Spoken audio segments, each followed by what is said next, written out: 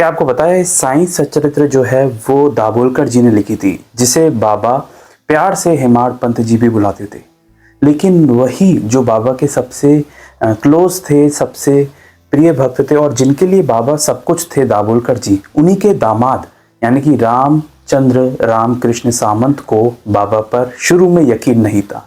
लेकिन उसके बाद क्या उनके साथ ऐसा हुआ कि उनको अपनी भूल का पछतावा हुआ और वो अपने ससुर जी की तरह यानी कि दाभोलकर जी की तरह बाबा पर यकीन करने लगे। दाभोलकर जी का नाम बहुत बड़ा है। उन्होंने बाबा के ऊपर साइंस सच्चरित्र लिखी और उनकी जो कहानियां हैं, उनकी वजह से, उनके जो अध्याय हैं, उनको पढ़ने की वजह से हमें बाबा के बारे में बहुत कुछ जानने को मिलता है। लेकिन उनके दामाद जो कि रामचंद्र रामकृष्ण सामंत थे, असल में वो बाबा को नहीं मानते थे। 1912 में गुरु पूर्णिमा के दिन पहली बार वो शिरडी गए। देखिए, जून 1911 के आसपास जो दाभोलकर जी की बेटी है, उनकी शादी हुई थी रामचंद्र रामकृष्ण पाटिल से। अब हुआ ये कि जब शादी हुई उस समय जो सामंत साहब थे, उनकी जो पिताजी की फैमिली थी वो बाबा से कभी मिली नहीं थी और वो फैमिली में बाबा को जानते जरूर थे, बाबा के लिए आदर जरूर था, लेकिन उनका इतना ज़्यादा झुकाव था नहीं।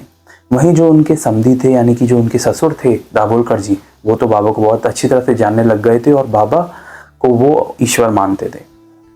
अब हुआ कुछ ऐसा कि जो सामंत साहब थे यानी कि जो दामाद थे दाभोलकर जी के, उनके परिवार में पंढरपुर जाने की प्रथा काफ़ी समय से रही। मतलब उनके ग्रेट ग्रैंडफादर भी पंढरपुर जाते थे, विठोबा भगवान को मानते थे और उनके जो दादाजी थे वो तो इतनी ज़्यादा भक्ति में थे कि उनके अंत समय में उन्होंने कहा था अपने परिवार से कि अब मेरा अंतिम समय है और मेरे को 24 मिनट दिए हैं विठोबा जी ने, पांडुरंग जी ने, और उसके बाद इस 24 मिनट में तुमसे मिल लेता हूँ और फिर मैं वैकुंठ चला जाऊँगा। ऐसा कहा था सामंत जी के दादाजी ने।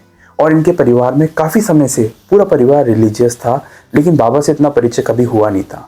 और रिलीजियस होने के साथ साथ भगवान शंकर के भक्त और नामवली और भजन करना इनके परिवार में काफ़ी लंबे समय से होता आया था।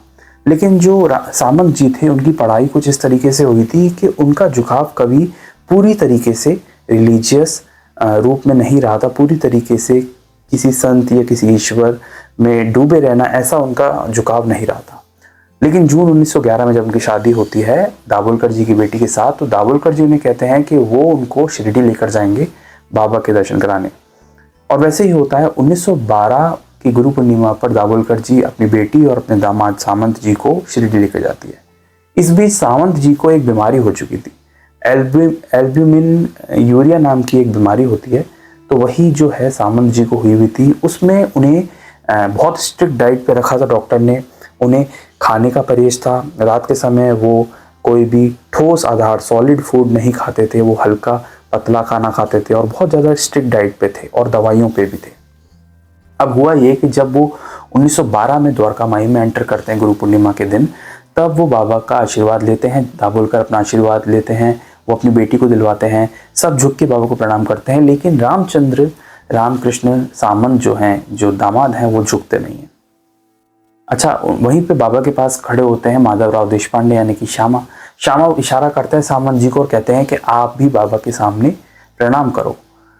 तब बाबा बोलते हैं, मुस्कुराते हैं और बाबा कहते हैं कि इनके बाबा समझ जाते हैं कि उनके दिमाग में क्या विचार होते हैं, वो उन्हें नहीं जानते, वो उन्हें नहीं विश्वास करते। फिर बाबा बोलते हैं कि इनको गुरु के चरणों में झुकने में आपत्ति होती है, ऐसा बाबा ने उनसे कहा। ऐसा कहते ही जब बाबा को प्रणाम कर रहे थे, तब बाबा ने अपना जो हाथ है उनके सर पर रख दिया और उनसे कहा कि अल्लाह भला करेगा, मालिक भला करेगा, ऐसा उन्होंने कहा। अच्छा, ये बात बाबा ने इसलिए कही थी क्योंकि बाबा को समझ में आ चुका था देखकर कि ये जो व्यक्ति हैं सामंत जी, ये मुझे नहीं जानते, मुझे नहीं पहचानते और ये एक बीमारी से भी जूझ रहे हैं। अच्छा, उसके बाद दाभोलकर जी एक्सप्लेन करते हैं अपने दामाद की बीमारी को कि ये इस तरीके से ठोस खाना नहीं खा सकते, ये दवाइयों पे रहते हैं, तो बाबा आपकी कृपा करना।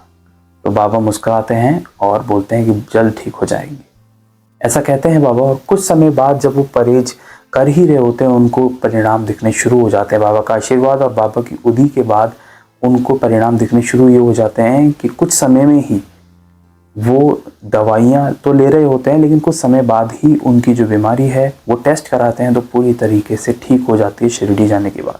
और उसके बाद उनको जो डाइट है वो नॉर्मल डाइट पर वापस आ जाते हैं। पहले जो वो स्ट्रिक्ट डाइट पर चल रहे थे वैसा नहीं होता, और वो नॉर्मल डाइट पर वापस आ जाते हैं और प्रसन्न होते हैं इस बात से।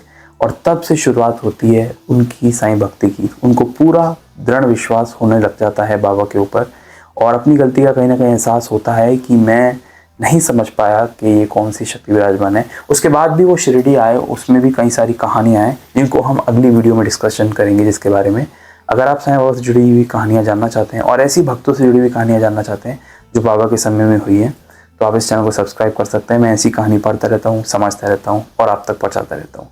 मिलेंगे एक नेक्स्ट वीडियो में एक नई कहानी के साथ, एक रियल हिस्ट्री के साथ। तब तक के लिए ओम साई राम।